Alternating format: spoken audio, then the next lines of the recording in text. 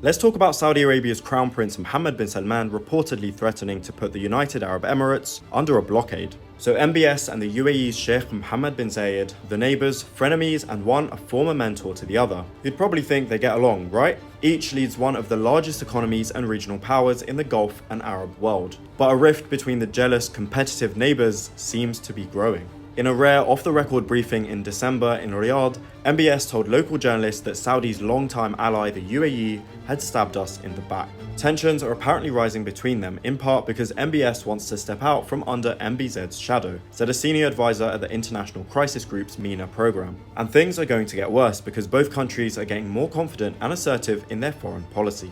The two have a rich past together in their personal relationships, the relations between their countries, and joint foreign policy agendas. As MBS was rising to power, MBZ took bin Salman under his wing and started mentoring the young Saudi crown prince, then just 29 years old.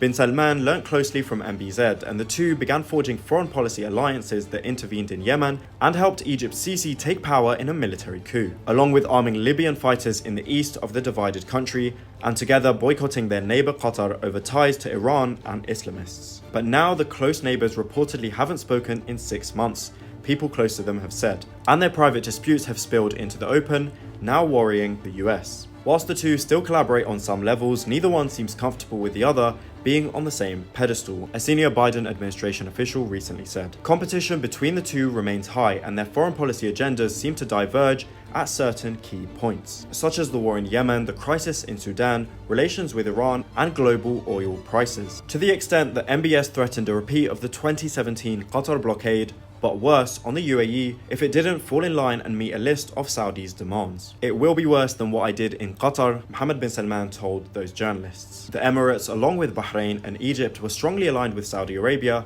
in cutting off diplomatic and economic ties with Qatar for 4 years based on a list of regional demands. And when it comes to political isolation, Saudi Arabia has just recently emerged from being treated as a pariah state after a Saudi hit team killed journalist Jamal Khashoggi in 2018. So one lesson bin Salman didn't learn from bin Zayed was outsourcing his dirty work with no trail that would lead back to him. Did you order the murder of Jamal Khashoggi? بلا شك لا. Absolutely not. This was a heinous crime, but I take full responsibility. Saudi Arabia is now pushing to diversify its economy and reduce its reliance on oil, which is putting it in direct competition with its neighbour, the Emirates. MBS is now pushing companies to move their regional headquarters to Riyadh from the UAE's Dubai. The two seem to still have one major regional player in common, recently re-elected Turkish President Recep Tayyip Erdogan and his electric cars.